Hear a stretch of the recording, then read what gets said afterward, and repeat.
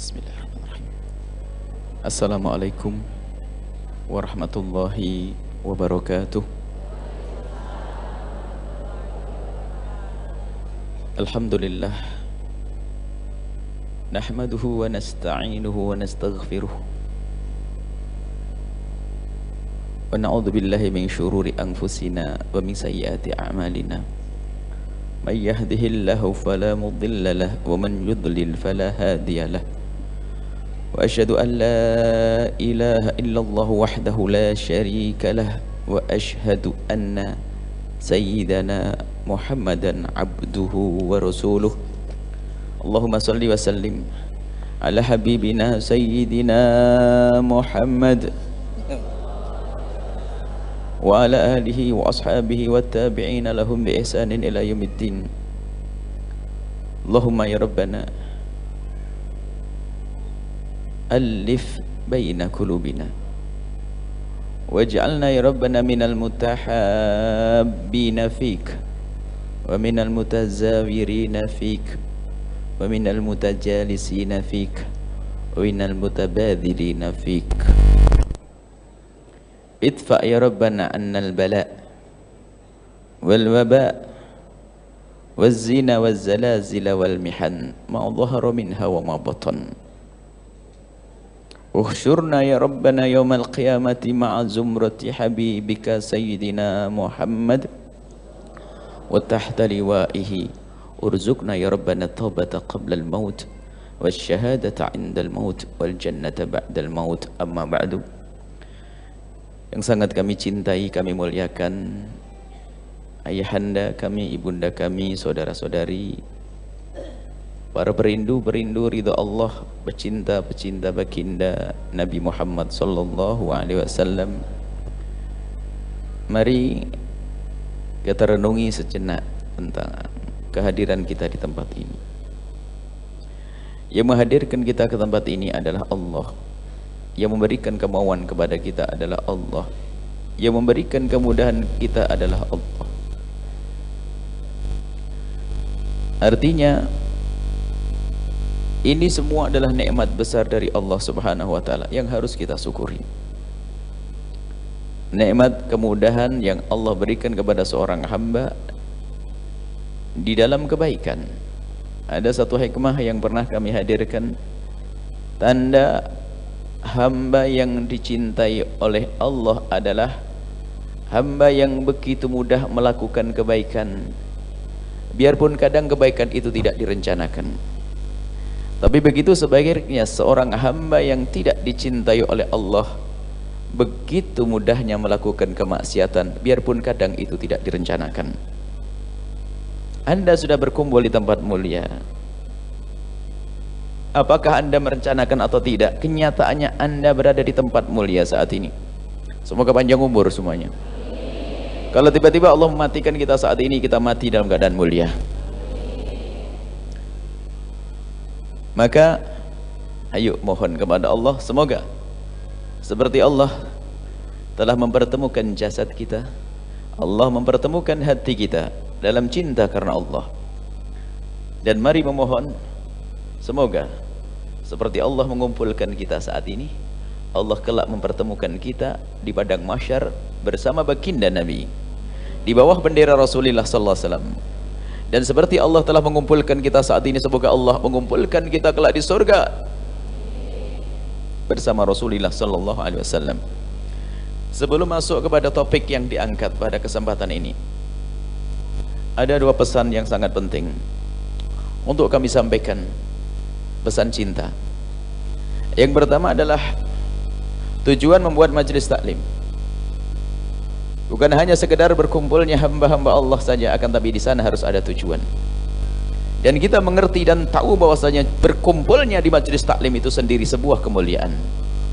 Kita duduk di tempat seperti ini seperti ibadah, bahkan lebih banyak pahalanya dibanding sholat yang kita tegakkan. Dan kita tahu bahwasanya majelis taklim itu sendiri adalah taman surga.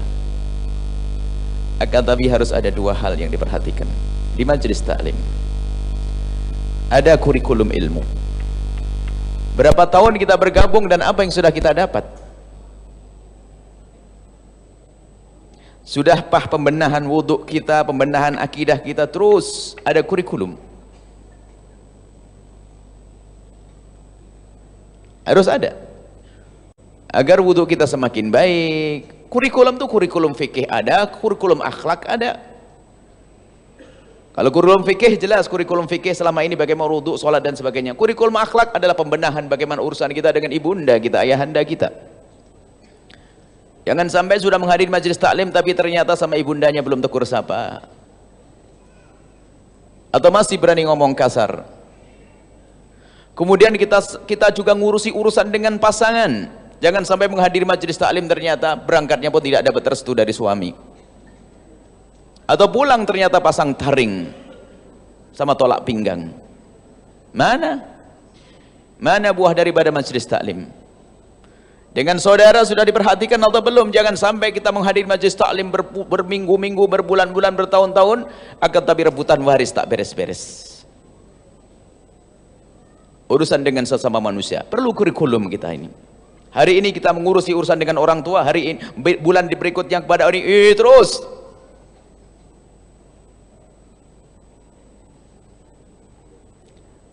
Kemudian urusan dengan pembantu banyak. Bagaimana dengan pembantu kita? Siapa yang paling mulia di antara kita? Pembantu atau saya? Belum tentu. Bisa saja pembantu kita kalau malam menangis karena dosa-dosanya. Kita dikuasai dengan kesombongan karena sebagai seorang bos rendah kita, dia lebih mulia dari kita. Urusan dengan tetangga bagaimana? Perlu kurikulum. Makanya kami usulkan nanti ada ustadz yang rutin bisa memberikan kurikulum ini. Ustadz rutin yang memberikan kurikulum hari ini. Hari ini ustadz A, hari ini ustadz B, hari ini ustadz C, atau yang diomongin ini. Kita berkenalan dengan ustadz, mencintai ustadz boleh. Akan tapi apa yang kita dapat setelah itu? Makanya majelis kami itu saya senang majelis rutin. Biarpun 2 orang, tapi alhamdulillah tidak ada yang 2 orang. Saya senang majelis rutin karena apa? Ada penambahan. Hari ini kau belajar apa? Minggu depan belajar apa? Terus ada kurikulum. Kan begitu yang namanya belajar. Bukan hanya sekedar tren kita punya majelis. Wah, majelis terbesar se-Jawa Barat. Majelis tertua se-Jawa Barat. Majelis yang sudah didatangi oleh malaikat-malaikat. Bukan itu, kita bukan berbangga tentang majelis, tapi ada kurikulum yang kita cari. Kita ingin ada yang kita tuju. Itu penting. Sehingga kita pulang ke rumah ada yang kita bawa untuk nasihati anak. Hari ini saya dapat nasihati anak, hari ini waktu terlalu sempit untuk kita karena kita disibukkan oleh selain Allah. Urusan dunia, urusan ini, urusan itu. Ayo kita sekarang cara belajar dibenahi. Belajar yang benar. Ini penting sekali.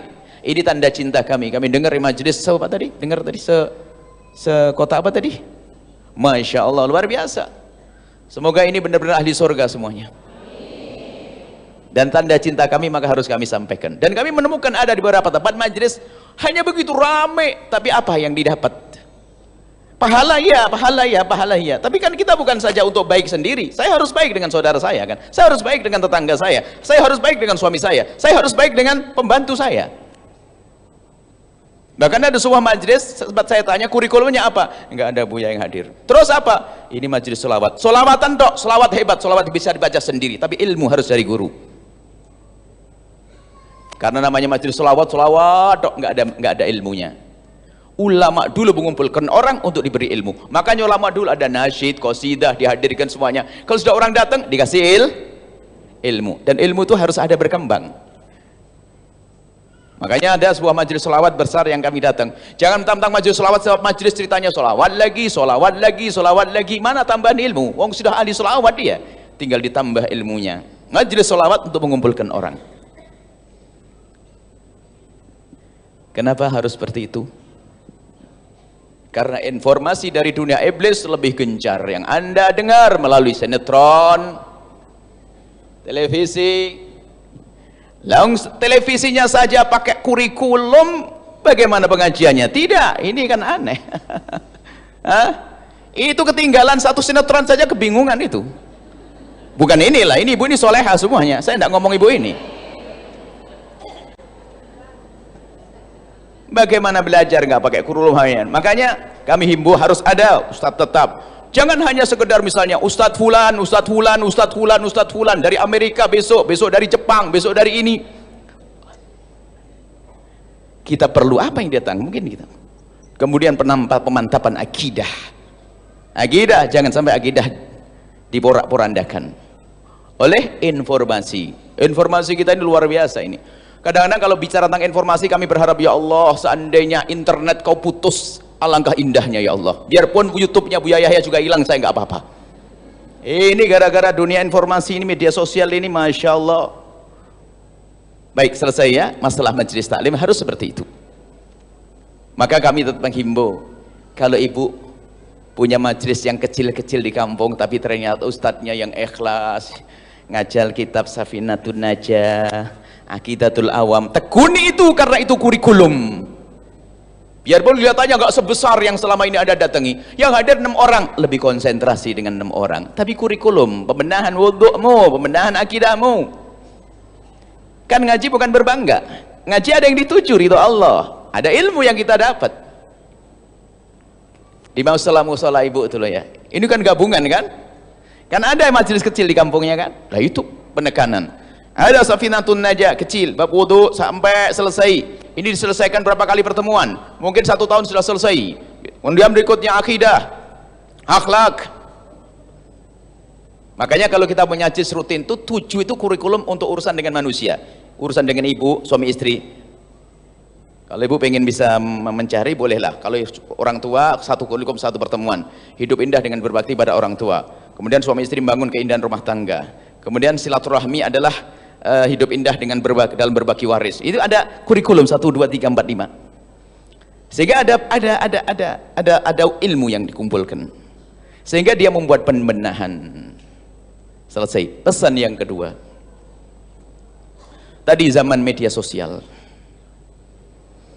Nabi pernah mengancam, Nabi pernah mengingatkan, la tahasadu wala tanajashu wala tabaghadu wala tadabaru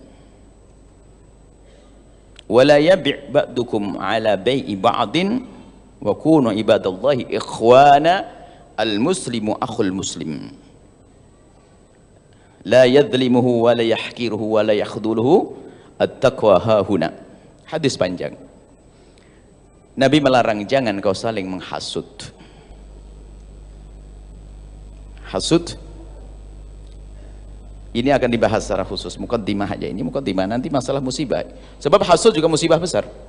Kalau di dalam hati seorang hamba dikuasai hasud. Hasud ada dalam semua orang. Akan tapi kepandaian orang dalam menyembunyikan dan memerangilah itulah berjaya. Ada benih hasud, ada. Karena hasud itu nempel bersama adanya hawa nafsu kita, hasud juga ada di situ. Maka kemenangan kita di saat memerangi. Hasud. Kalau lihat tetangganya berhasil, sakit hati. Lihat tetangganya beli mobil, nasib buruk tuh manusia. Tapi kalau orang hidup dengan cinta, lihat tetangganya beli mobil, ikut senang, nggak keluar duit. Tetangganya bangun rumah, bangun rumah, Masya Allah, bangga, nggak keluar duit. Enak bener tuh orang baik hati, tapi itu si hati busuk, sakit terus setiap saat. Na'udzubillah. Tahasadu hasud. Wala tanajasu. Tanajus itu begini, Bu. Untuk nipu orang lain dalam jual beli, misalnya ada orang buka toko, jualan harganya itu misalnya 10.000. Ini ada yang pura-pura datang membeli harganya 15.000, biar orang lain tertipu. Padahal yang beli temannya sendiri, nggak beli beneran. Wah, beli. Akhirnya orang yang baru, wah, orang pada beli. Akhirnya ikut tertipu. Maknanya apa? Isyarat dalam berbisnis harus benar-benar jujur. Jangan menipu, jangan berbohong. Kemudian kita lanjutkan singkat, wala tabaghadu. Nah, ini akan penekanan kami di sini. Wala tabaghadu, jangan engkau membuat sesuatu yang menjadikan orang saling membenci, saling bermusuhan. Sampai di sini saja sudah luar biasa. Panjang ini kisah. Wala tabaghadu wala tadabaru. Tabaghadu sama tadabur sama tabaghud. Tadabur saling membelakangi. Artinya apa? Jangan kau mengucapkan satu kalimat atau melakukan satu pekerjaan yang menjadi sebab orang saling benci dan saling berpaling. tidak mau mencintai. Sampai wala yabi' ba'dukum ala bai'i ba'din, kalau sudah ada orang jual beli sudah selesai, jangan kau ganggu, jangan kau batalkan, jangan membeli ini. Jangan beli itu kemahalan, sini aja belinya. Sudah jadi. Ya, dan begitu. Berapa belinya harganya? 7.000. Ah, 7.000, saya yang jual 6.000. Jual ke saya, beli ke saya aja. Wah, ini ngerusak. Nah, ini ada model begini. Kuna ibadallahi ikhwana. Jadilah engkau hamba Allah yang saling bersaudara. Al-muslimu akhul muslim, seorang muslim dengan muslim yang lainnya bersaudara. La yadlimuhu, tidak boleh saling berbuat zalim. Wa la yahqiruhu, tidak boleh merendahkan. Wa la yakhdhuluhu, tidak boleh meremehkannya. Kemudian lanjutannya at-taqwa hahuna. Nabi mengatakan takwa itu di dalam hati bukan action. Zahir bukan, tapi at-taqwa hauna, dari pancaran hati, yang saling mencintai, yang saling menghargai, yang saling menghormati, yang saling rindu untuk membantu. At-taqwa hauna. Baik, itu hadis panjang. Itu ternyata itu hadis tentang urusan dengan sama manusia. Baik, saya masuk nasihat yang kedua, saya masuk dalam urusan media sosial dan keadaan negeri ini. Sebentar lagi kita pemilihan presiden, kemarin pemilihan gubernur, sebelumnya bupati, sebelumnya lagi pemilihan ketua RT. Setiap hari kita terancam kepada permusuhan.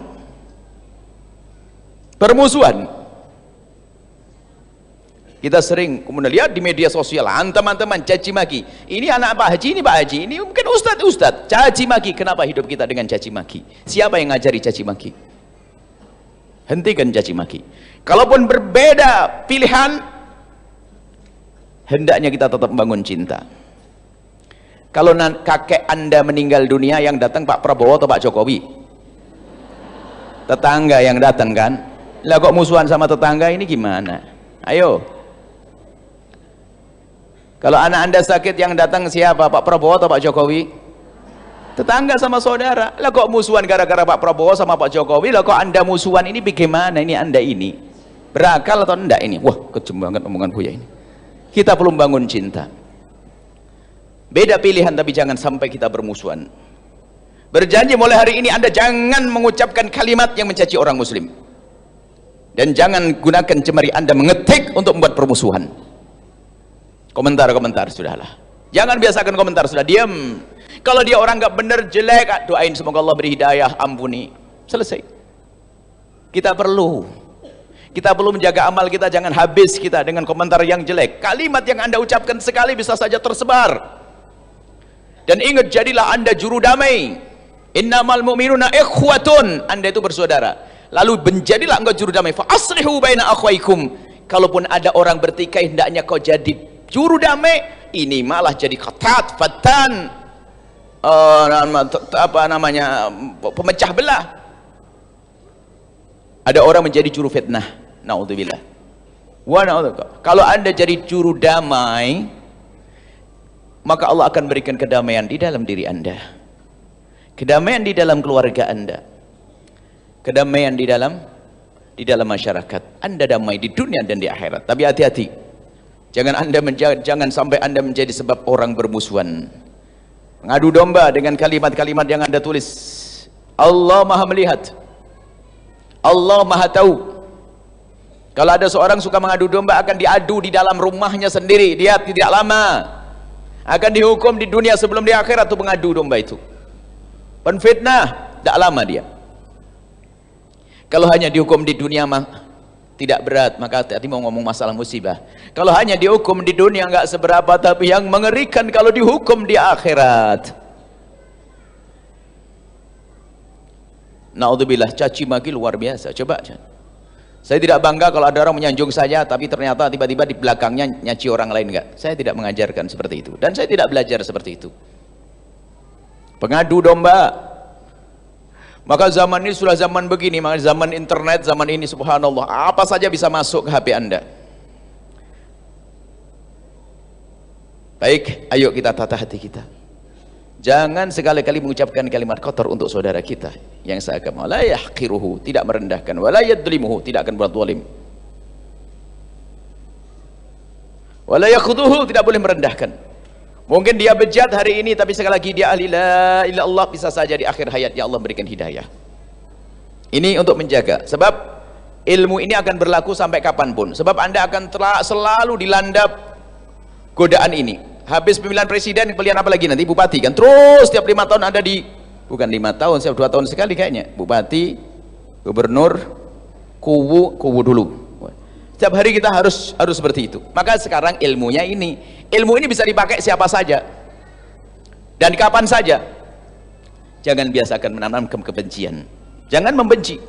Kalau buat Anda tidak cocok dengan seseorang, tidak setuju dengan seseorang, nggak ada perlunya membenci. Kita perlu bangun cinta, doakan dengan doa kebaikan. Jangan sekali-kali mendoakan dengan doa kejelekan kepada siapapun. Biasakan seperti itu.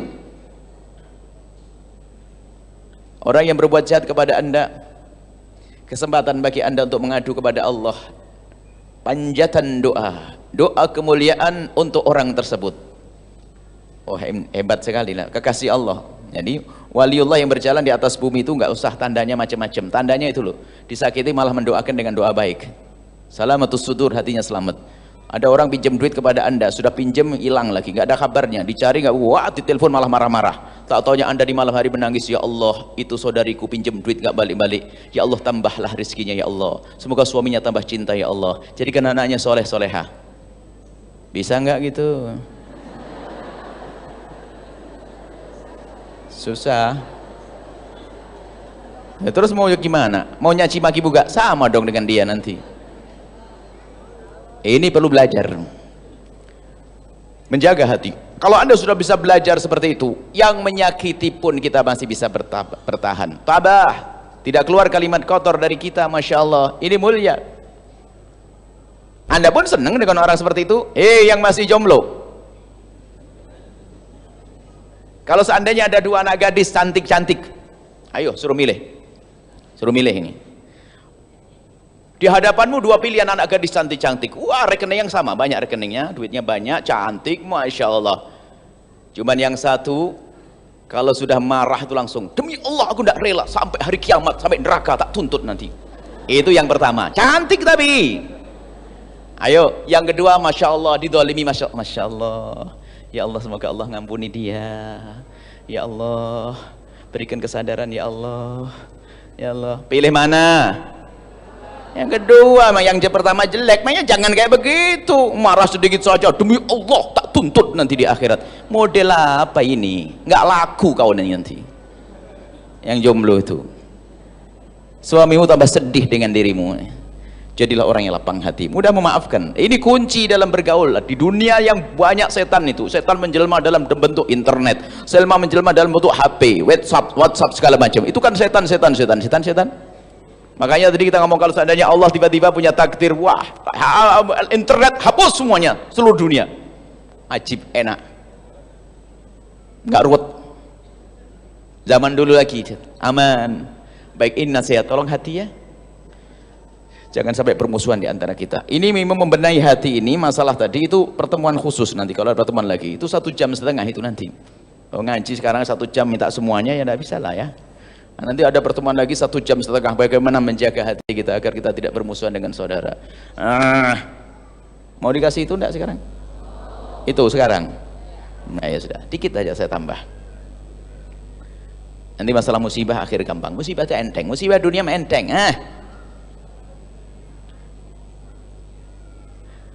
Masalah bersihkan hati, tolong benahi hati. Jangan biasakan kita dengan kebencian, permusuhan dan sebagainya. Alangkah indahnya hidup dengan cinta. Allah. Hidup dengan cinta. Kangen rindu ketemu begini. Coba kalau hidup dengan kebencian, dia datang lagi. Apalagi dia duduk ini di paling depan, yang Anda benci itu. Ngapain dia duduk depan? Kayak ustadzah aja. Wah, ini sudah. Nah, ini mulai benci. Yang benci begitu. Tapi tidak ada yang benci, ini sayang semuanya ini. Misalnya hidupnya tidak indah, benci. Kalau sudah kebencian menguasai di dalam hati kita, naudzubillah, siapapun akan jadi musuh. Anak bisa jadi musuh, bapak jadi musuh, saudara jadi musuh. Kalau sudah ada benci, yuk kita pangkas kebencian hari ini. Untuk memangkas kebencian sederhana, kilat saja ini. Ceritanya panjang sebetulnya, kilat. Begini, yang pertama, pastikan Anda bisa mendoakan dia dengan doa kebaikan. Sudah, berjanji. Makanya mendoakan doa kebaikan itu bukan orang yang berbuat baik sama kita. Yang berbuat sama kita mah enteng. Kita kan rajin mendoakan orang yang memberi hadiah kepada kita, ngasih apa, menolong kita sampai kita dapat kerjaan, yang jodohin kita, gitu ya. Itu. Tapi kita belum pernah belajar mendoakan orang yang kurang ajar sama kita. Nah ini kita lupa. Itu yang penting. Kalau doain orang yang berbuat baik sama kita, menteng. Gimana kita bisa mendoakan baik orang yang bermasalah dengan kita? Itu yang pinjam duit gak balik-balik, yang mencaci maki, yang menfitnah. Masya Allah. Yang menfitnah kita, mencaci kita, mengolok kita, bagaimana kita bisa mendoakan? Bayangin aja pahitnya. Itu loh orang ibu-ibu pinjam duit kepada Anda. Katanya hari kemarin dikirim duitnya, nggak dikirim, nggak telepon lagi. Anda datang ke rumahnya, katanya pergi, rupanya sandalnya masih ada. Sudah kira itu kelihatan kepalanya lagi. Sudah Anda mergoi dari belakang, dari belakang, pas rupanya dia ke belakang lagi ngitung duit lagi. Sudah begitu melengos lalu berkata, ngapain kamu kesini? Enak nggak? Nggak enak. Bisa anda doain, ya Allah semoga rezekinya banyak, suaminya tambah cinta, ya Allah rezekinya banyak, suaminya tambah cinta, anaknya soleh-soleh. Bisa nggak?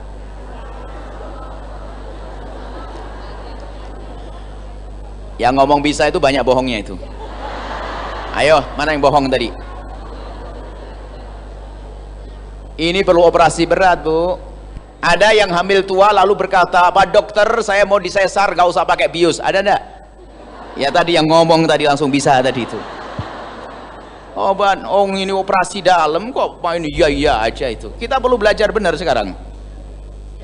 Mau dikasih obat bius enggak? Mau membersihkan hati? Operasi.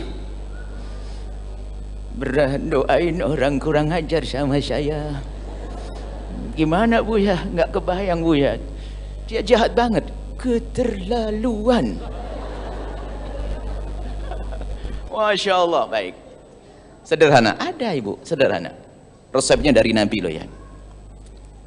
Resepnya dari Nabi bahwa Nabi mengatakan, Ma min abdin muslimin yad'u li akhihil muslimi ala dhaghril ghaibi ila waqala al malaku walaka bimithlin. Kalau Anda mendoakan orang lain, waktu orang itu nggak ada di depan Anda atau punya masalah Anda dengan dia, maka malaikat langsung memohon kepada Allah, ya Allah kabulkan untuk yang berdoa. Maka kata ulama-ulama, doa yang sangat mudah dikabul itu adalah doa untuk orang-orang yang tidak ada di hadapan Anda, atau Anda mendoakan untuk orang yang kurang ajar sama Anda, malah malaikat mendoakan Anda dapat duluan. Mau nggak? Sudah mulai masuk batiusnya. Sudah mulai. Makanya kata guru-guru kita, justru kalau ada orang kurang ajar kepadamu, jadikan itu kesempatan ngadep kepada Allah. Awas ya, kurang ajar banget sama saya, nanti malam ya. Anda banyak utang rupanya. Ya Allah, jangan sampai orang yang kurang ajar sama saya punya utang, ya Allah. Kasih rezeki yang banyak, ya Allah. Malaikat menjawab, kamu dapat duluan. Hadis sahih Imam Muslim meriwayatkannya. Yang percaya, percaya. Bahkan sampai dikatakan oleh para ulama, ada satu doa yang sangat mudah dikabul oleh Allah, tapi sangat dilupakan oleh hamba Allah, yaitu doa dengan cara mendoakan orang-orang yang bermasalah dengannya agar tidak berubah menjadi kebencian. Doain dengan doa kebaikan. Bisa? Nah, insya Allah. Masih kurang dosis tinggi karena terlalu parah penyakitnya. Pastikan, tidak usah. Tidak usahlah kita mendendam. Doain. Bahkan mujarab, kalau ada orang bermasalah sama itu, wah ini lumayan, mulai kemarin kita minta kepada Allah belum dikasih-kasih, ini ada orang kurang ajar sama saya, nanti malam ya sholat barakah, ya Allah itu kurang ajar banget sama saya, ya Allah memfitnah saya, ya Allah berikan rezeki yang banyak, anaknya soleh-solehah, ya Allah. Baik. Nabi kalau berbicara tidak pernah salah. Wa may yantiqu 'anil hawa in huwa illa wahyun yuha. Nabi berucap dengan wahyu. Sudah amalkan saja. Yakini dulu ini, kalau ini obat biusnya. Yakini kalau Allah akan mengabul kita. Kadang-kadang orang mau berdoa gimana? Ya Allah, semoga saya bisa umroh, mau doa di multazam. Kelamaan kapan kau berangkat umroh? Ada doa yang sangat mudah dikabul ini, kelamaan.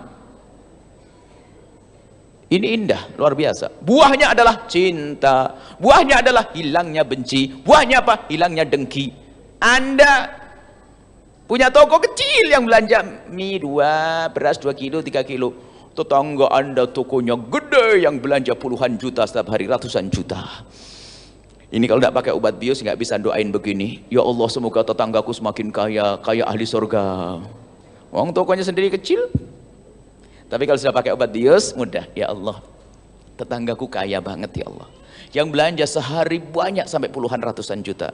Jangan sampai dunianya menjadikan dia masuk neraka ya Allah. Jadikan dia orang kaya ahli surga ya Allah. Jadikan orang kaya yang saleh ya Allah. Jadikan rizkinya penuh berkah ya Allah. Runtuh. Dengki Anda mulai hilang perlahan.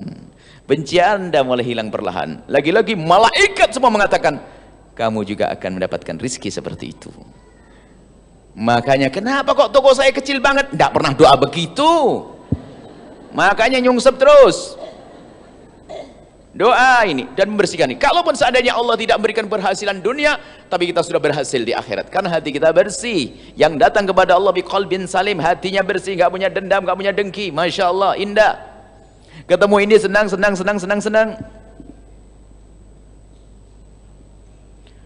Obat biusnya kurang kuat. Saya tambah dikit, pungkasan baru masuk judul nanti. Obat bius yang kedua, ini dosisnya saya tambah lagi. Gini loh ya. Itu yang kurang ajar tuh siapa sih? Umat siapa? Umat Nabi Muhammad. Ya kan? Kadang umat Nabi Muhammad. Bahkan kadang saudara kita. Mungkin ada di antara kita yang sudah begini, ya saya ngelihat mukanya itu enggak kuat lihat mukanya. Pol set. Top sudah. Ya sudah, kalau Anda tidak bisa ngelihat mukanya, jangan dilihat. Kirim aja WA begini, Dek, mohon maaf. Kakak marah bener sama kau, Dek, ya. Sampai aku tidak mampu melihat kamu. Tolong jangan datang ke rumahku. Cuman kalau kau perlu apa-apa, kirim nomor rekening, tak kirimi duit nanti. Lawan tuh setan. Bisa nggak? Sudah ada obat biusnya tadi lah. Sekarang saya tambah obat biusnya biar mateng. Kalau ada orang berbuat jahat, kalau Anda memberi hadiah juga, tahabu, ini termasuk bagaimana agar hilang yang namanya penyakit hati. Orang bermusuhan kalau tambah diomongin, tambah jadi. Anda musuhan sama orang, cerita sama orang, dia tambah, iya benar begitu, tambah mantep bencinya. Memang dia dari dulu dia nggak punya kawan, musuh semuanya. Bener nanti saya musuh dia. Wah, tambah jadi dia.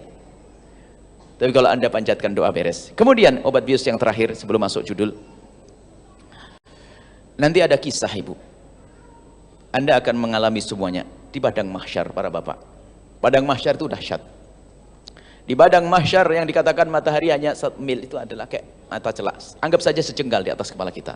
Celak mata. Sejengkal di atas kepala kita. Panasnya di padang mahsyar. Berapa tahun? Ribuan tahun di padang mahsyar. Bermacam-macam model manusia.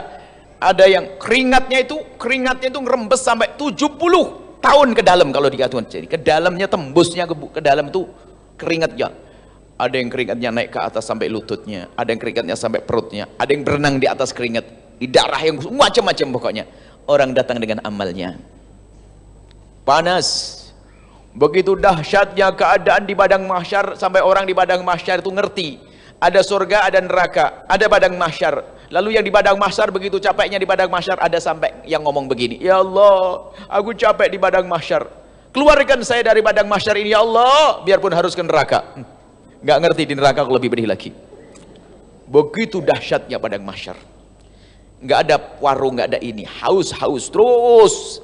Muqaddimah siksa di neraka bagi orang yang tidak beriman. Cuma ada beberapa kelompok manusia di antaranya. Ada sekelompok manusia yang dipanggil oleh Allah dan semoga Anda mendengarnya. Dan tidak semua mendengar seruan ini. Allah menyeru dalam hadis Imam Abu Hurairah beriwayatkan, hadis qudsi sahih. Ainal mutahabbuna bi jalali. Allah memanggil, mana hamba-hambaku yang hidup di dunia enggak nyimpan dendam dan dengki, yang hidup dengan cinta mana? Yang di dunia seperti Anda ahli mahabbah, ahli cinta langsung mendengar. Kami ya Allah. Tapi yang di dalamnya ada benci, dengki tidak mendengar. Dan yang mendengar seruan Allah ini tiba-tiba langsung bersama kelompoknya berkumpul. Setelah berkumpul ini orang-orang yang ahli mahabbah, ainal mutahabbuna bi jalali, Allah menyeru, mana orang yang hidup di dunia dengan cinta tanpa ada benci dan tidak menanamkan kebencian, tidak menfitnah. Berkumpullah orang itu. Al yauma udhilluhum yauma la dhilla illa dhilli. Allah berfirman, hari ini akan aku beri perlindungan yang tidak ada lagi perlindungan kecuali dariku. Seketika itu anda setelah berkumpul karena anda ahli mahabbah, amin. Setelah anda berkumpul, Allah beri payung. Mana matahari yang katanya menyengat itu? Hilang semuanya. Kemudian setelah itu digiring ke telaga Nabi. Setelah digiring ke telaga Nabi, semua minum dari air telaga tersebut. Dan siapapun yang minum air telaga itu tidak akan haus selama-lamanya. Kemudian setelah itu apa? Disuruh meluncur menuju surga. Pergi kau rombongan ini ke surga. Bagaimana cara meluncurnya ke surga?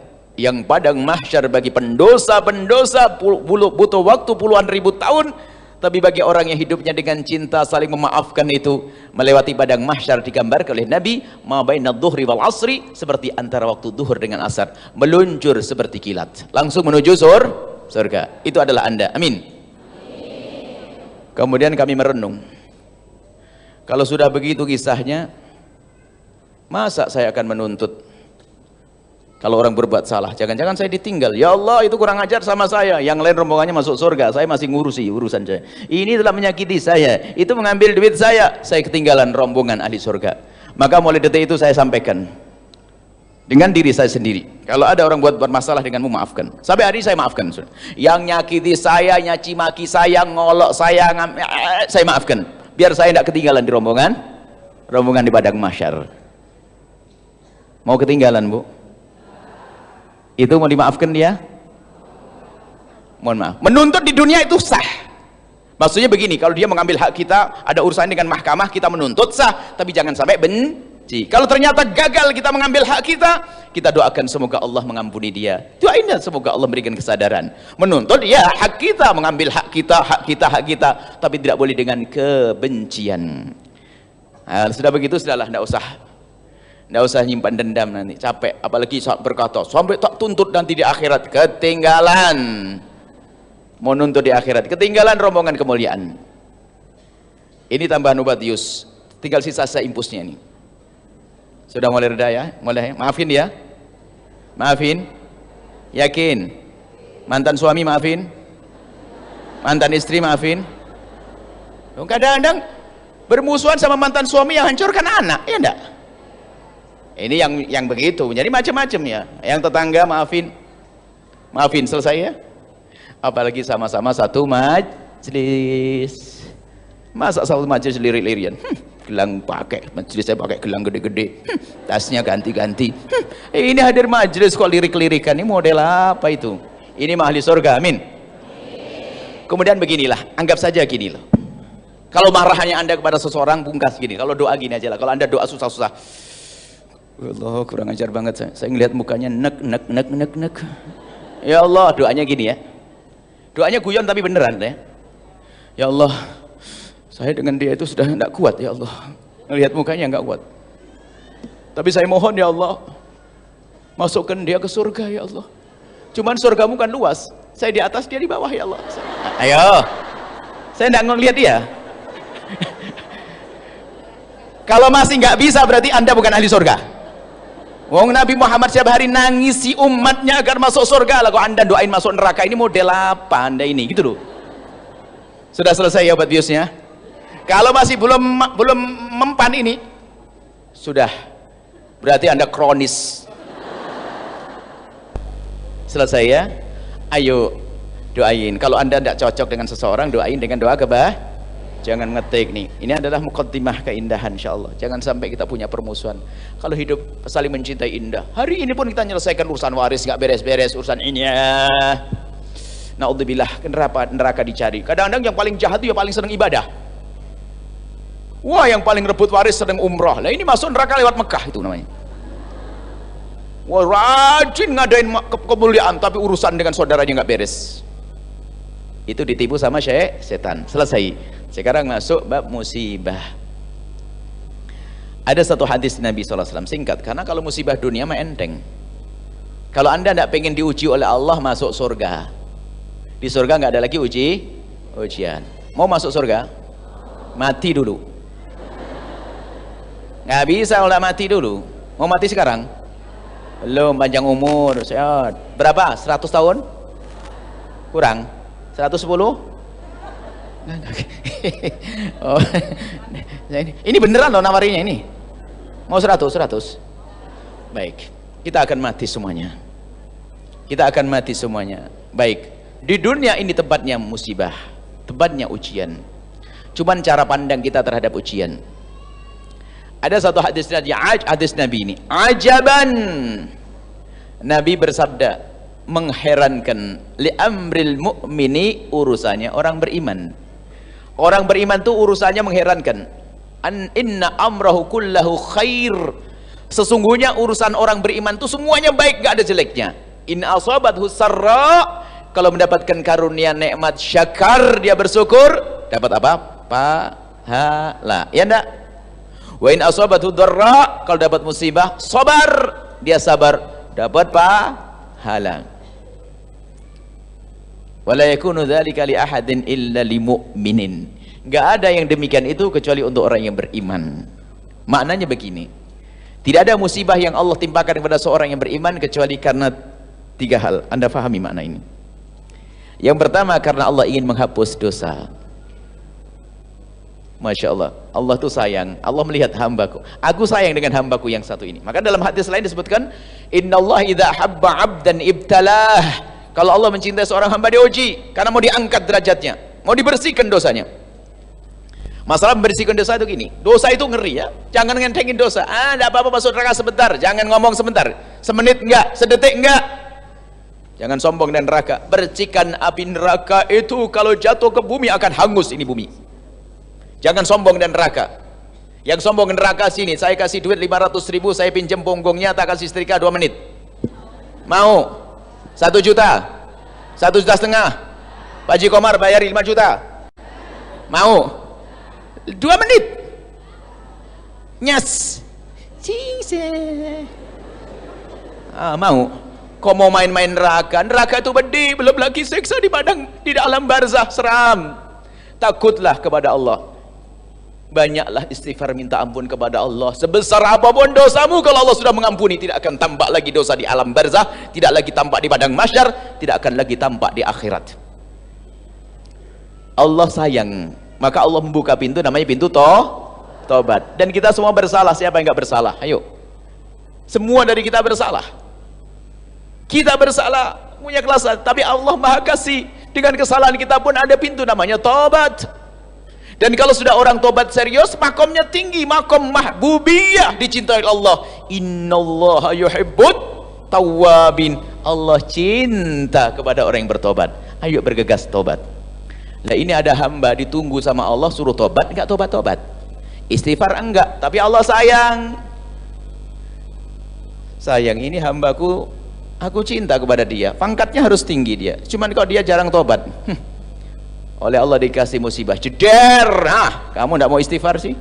Mau diangkat derajatnya. Allah sayang sebetulnya. Mau diletakkan di tingkat tinggi, cuman dia jarang istighfar, jarang minta ampun. Maka musibah yang Allah berikan kepada ahli iman ini yang pertama untuk membersihkan dosa. Kalau ini saja sudah cukup, sehingga dosa kita tidak akan tampak lagi di alam barzah. Yang kedua, untuk pengangkatan derajat. Surganya naik lagi. Allah,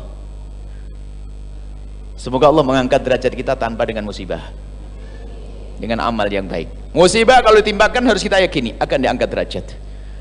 Kalau bukan diangkat derajat, akan Allah tabungkan pahala. Orang sabar pahalanya bi ghairi hisab, nggak ada hitungannya, sampai kaget. Jadi kagetnya begini, ada kaget yang boleh anda minta kayak gitu, ada kaget nggak boleh anda minta. Kaget yang pertama begini, ada orang nanti yang mendapatkan sakit, musibah sakit apa, waktu di surga itu kaget, ya Allah ini pahala apa ya Allah? Lalu dijawab, itu pahala sakitmu sebulan waktu itu. Banyak banget ya Allah. Iya ya Allah, kalau tahu begitu aku pengen sakit seumur hidup saya. Jangan minta ya, ini yang nggak boleh diminta. Jangan sombong, kalau di dunia minta yang baik Baik, jangan minta, so, ya Allah berikan saya ujian biar saya pakai tinggi. Nggak usah ngomong itu.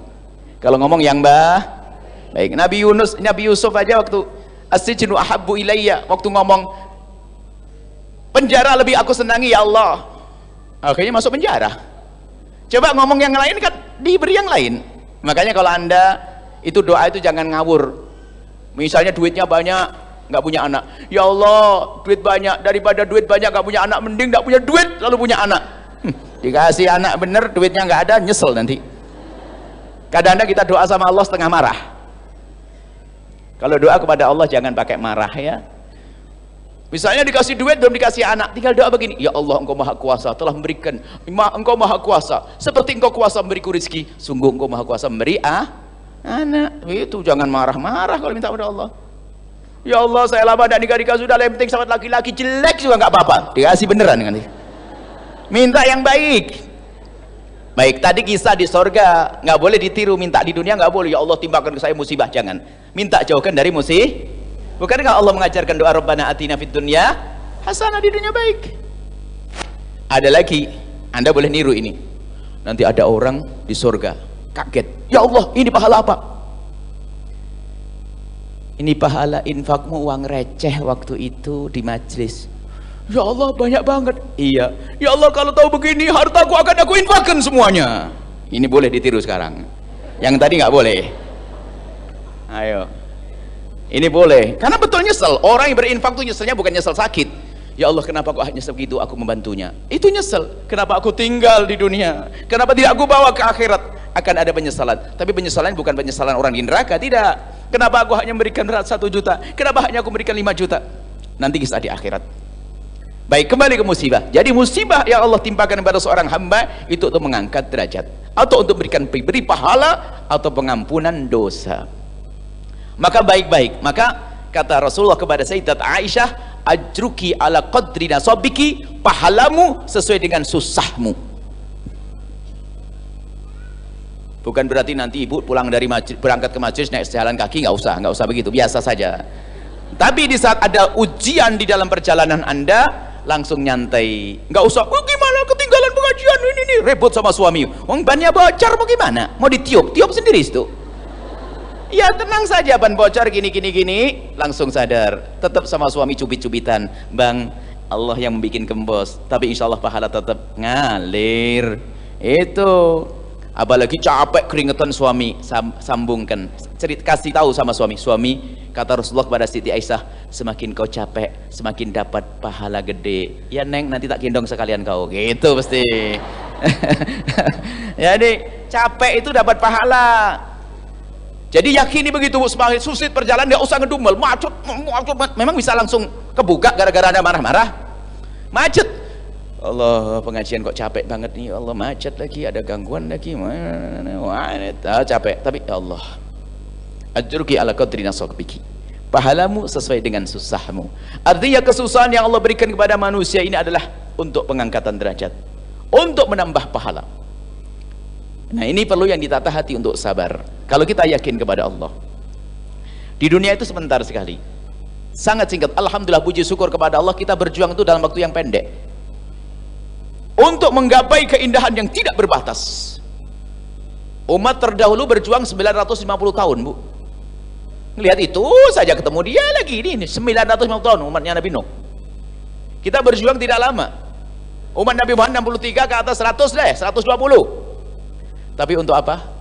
Untuk kebahagiaan yang panjang dan tidak berbatas. Tidak ada akhirnya.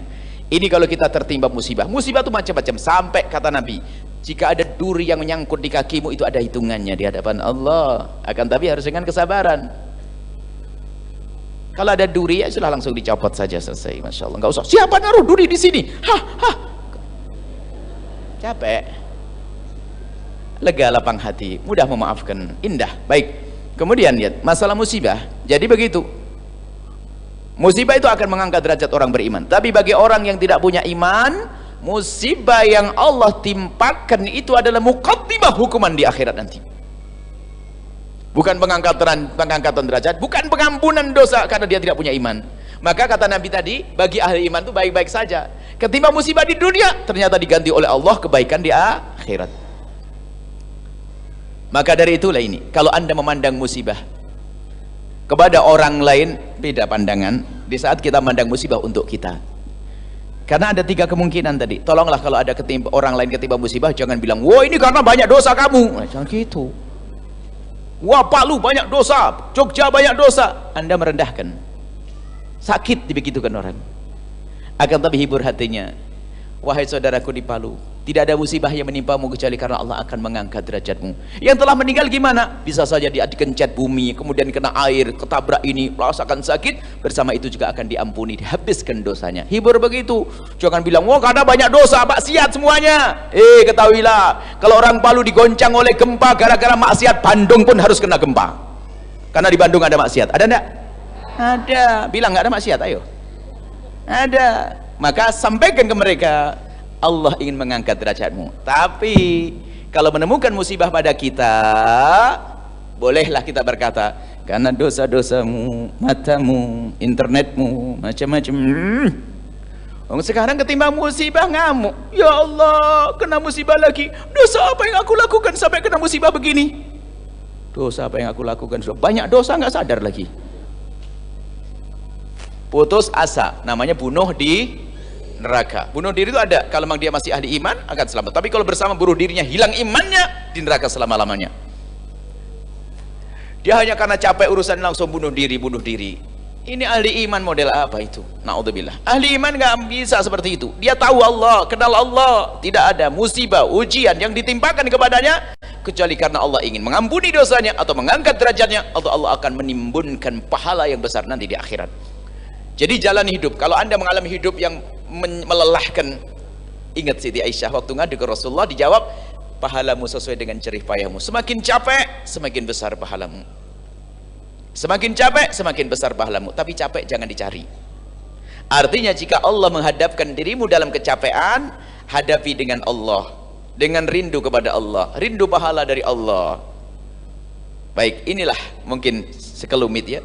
Capek urusan ekonomi, capek urusan ekonomi, capek urusan macam-macam, pekerjaan, capek urusan suami istri, itu adalah ujian. Bahkan begini loh ya, dikatakan bahwasanya kalau Allah mengujimu dengan sebuah ujian itu, kalau engkau adalah ahli iman, sebetulnya Allah ingin menyapamu agar kau panggil dia. Tidak sakit, tidak pernah bilang Allah, Allah, gara-gara sakit, Allah, Allah. Itu tidak pernah datang ke kiai kecuali gara-gara ditempeleng sama suaminya baru datang ke kiai itu. Masa datang ke kiai nunggu ditempeleng suaminya? Ini bu ya, saya tempeleng suami saya. Mulai kapan tempeleng? Baru sekarang, kemarin. Enggak apa-apa. Di saat enggak apa-apa kau tak datang ke kiai. Giliran ditempeleng datang ke kiai, lumayan. Jadi datang ke kiai nunggu ditempeleng dulu. Mau gitu? Enggak kan? Datang ke tempat mulia jangan nunggu diuji, jangan nunggu sakit, jangan nunggu musibah, jangan, datanglah kepada Allah. Sudah beres insyaallah. Cukup insyaallah, ada tanya jawab mungkin. Jadi jangan menganggap sebuah beban. Di dunia semua adalah beban. Kalau Anda tidak pengen capek nanti di akhirat, nggak ada capek di surga nanti. Amin. Sekarang tuh apa sih enggak susah? Nggak punya anak susah, ya enggak? Katanya. Giliran punya anak, ada susahnya enggak? Anaknya sakit susah enggak? Lah, kok susah katanya? Nggak punya anak katanya susah. Baik, hei yang punya anak waktu anakmu sakit, lah kok susah? Nah, sama susah, begitulah hidup di dunia itu, tidak ada yang tidak susah. Cuma ahli iman menanggapi susah adalah untuk mendekatkan diri kepada Allah. Kita harus mengalami kesusahan. Kalau kita tidak mati, kita akan ditinggalkan, kan begitu? Ya, kita pasti kalau tidak kita yang mati, atau kita ditinggal mati. Ditinggal mati susah. Ayo, pasti kita ditinggal mati seseorang. Pasti kita, ya tadi ya. Pasti ditinggal mati seseorang. Orang yang sakit susah saat itu, tapi ingat, bagi ahli iman, kesusahan yang Allah berikan untuk apa? Untuk diangkat derajatnya. Sudah, kunci itu selesai. Dapat rezeki lagi. Sehingga sampai para orang tua dulu, kalau ketimpa musibah langsung khusnudon pada Allah. Aduh kesandung. Ya Allah sayang, mau diganti rezeki yang banyak. Gitu aja. Waduh, gelas pecah, rezeki banyak. Jangan bilang, loh Pak, pagi-pagi gelas pecah, jangan-jangan anak kita di kos-kosan sakit. Nah, ini suudzon pada Allah. Pernah gitu kan?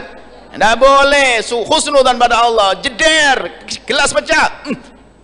Karena ingat, Allah tidak akan mengambil kecuali akan diganti. Gitu aja. Ini suudon. Mata wah, duit hilang. Salah. Damak banyak rezeki. Gitu aja. Sama Allah suudon terus ini. Ada tradisi di masyarakat kita kalau ada apa-apa langsung, ya Allah, nasi busuk, Pak. Jangan-jangan coba telepon anaknya sakit. Sakit beneran. Kok perasaan gue buruk kok. Kalau ada nasi busuk, Pak, alhamdulillah pagi ini kita akan masak nasi berbaru. Jadi nggak makan nasi nginep gitu aja. Jatahnya ayam biar gak gemuk ayamnya, nanti kita sembelih enak gitu. Ya Allah, nasi busuk, jangan-jangan anak sakit. Ini kan percayaan suudon pada Allah. Kalau ditimpakan musibah kepada kita, langsung husnudzon kepada Allah, karena Allah akan memberiku sesuatu yang besar. Sakit, ya Allah, anakku sakit. Allah akan berikan sesuatu yang besar. Yakin. Kalau tidak di dunia, di akhirat. Wallahu a'lam bissawab.